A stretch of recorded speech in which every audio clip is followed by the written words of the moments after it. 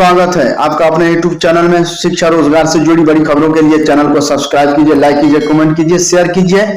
जून के दूसरे सप्ताह में होगी शिक्षकों की काउंसलिंग। जून के अंत तक सक्षमता परीक्षा उत्तीर्ण शिक्षकों का होगा पदस्थापन। 3 जून तक सभी जिलों से विद्यालयों में रिक्त पदों की सूची मांगी गई। विभाग ने बदला निर्णय, दूसरी सक्षमता परीक्षा का इंतजार नहीं करेगा। सक्षमता परीक्षा पास नियोजित शिक्षकों को जून के अंत तक नए स्कूल में पदस्थापन कर दिया जाएगा। इस लक्ष्य के साथ शिक्षा विभाग ने तैयारी शुरू कर दी है। इसके लिए जून के दूसरे सप्ताह में शिक्षकों की काउंसलिंग शुरू की जाएगी। सभी जिलों को निर्देश दिया गया है कि स्कूलों के रिक्त पदों की सूची विभाग को उपलब्ध करा दें, ताकि संबंधित पोर्टल पर इसे अपलोड कर दिया जा सके। नए स्कूलों में योगदान के साथ ही इन्हें विशिष्ट शिक्षक का दर्जा मिलेगा और ये सरकारी कर्मी हो जाएंगे। विभाग ने यह भी फैसला लिया है कि शिक्षकों की काउंसलिंग संबंधित जिले में ही कराई जाएगी। मालूम हो कि आचार संहिता में काउंसलिंग पर लगाई रोक को देखते हुए विभाग ने पूर्व में निर्णय लिया था कि 3 सक्षमता परीक्षा कराने के बाद एक साथ सभी की पदस्थापन सभी को किया जाए, लेकिन दूसरी सक्षमता परीक्षा में विलंब होने से अब विभाग ने निर्णय लिया है कि पहली सक्षमता परीक्षा में उत्तीर्ण इच्छुक शिक्षकों का पदस्थापन कर दिया जाएगा। पहली सक्षमता परीक्षा में 1,87,000 शिक्षक उत्तीर्ण हुए हैं। दूसरे और तीसरे चरण की सक्षमता परीक्षा की रिजल्ट आने के बाद उस पर अलग से फिर से विचार किया जाएगा। विभाग ने यह भी निर्णय लिया है कि सक्षमता परीक्षा में बेहतर अंक लाने वाले शिक्षकों को शहरी क्षेत्र के स्कूलों में पदस्थापित किया जाएगा। इसको देखते हुए शहरी और ग्रामीण क्षेत्रों के स्कूलों के रिक्त पदों की अलग अलग सूची तैयार की जा रही है। शिक्षकों का स्कूल आवंटन सॉफ्टवेयर के माध्यम से होगा। इसके पहले रिक्त पदों और शिक्षकों की सूची को क्रमवार सॉफ्टवेयर में अपलोड किया जाएगा। मालूम हो कि सक्षमता परीक्षा पास करने वाले नियोजित शिक्षकों को इनके आवंटित जिलों में स्कूलों में नए सिरे से पदस्थापित किया जाएगा। नीट यूजी बिहार के छात्रों को उत्तर कुंजी का इंतजार। 1,39,000 विद्यार्थी बिहार से शामिल हुए थे। नेशनल टेस्टिंग एजेंसी NTA 14 जून को नीट का रिजल्ट जारी करेगी।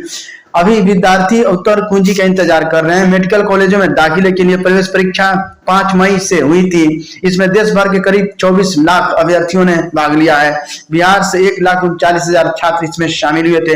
अब अभ्यर्थियों को नीट आंसर की का इंतजार है। NTA जल्द ही नीट यूजी आंसर की जारी करेगा। वेबसाइट exam.nta.ac.in/NEET NEET.ntonline.in पर आंसर की डाउनलोड कर सकेंगे। 18 मई को आंसर की से उम्मीदवार अपने नीट स्कोर का भी अंदाजा लगा सकते हैं। जून के अंतिम सप्ताह में दाखिले की प्रक्रिया शुरू होने की उम्मीद है। नीट यूजी स्कोर 2024 का उपयोग देश भर के मेडिकल और डेंटल कॉलेजों में MBBS BDS कोर्सों में प्रवेश के लिए किया जा सकता है। आंसर की पर दर्ज करवा सकते हैं आपत्ति।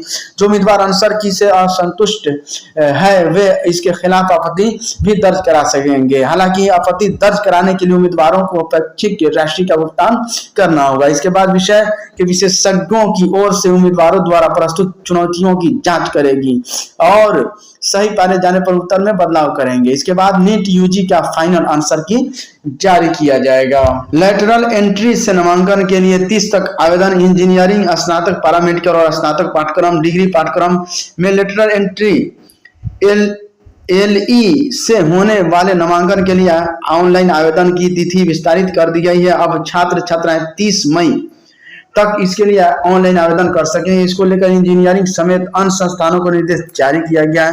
द्विवर्षीय अभियंत्रण डिप्लोमा, 2 वर्षीय पैरामेडिकल और 2 वर्षीय फार्मेसी डिप्लोमा पाठ्यक्रम उत्तीर्ण अभ्यर्थियों के नामांकन के लिए यह तिथि जारी हुई है।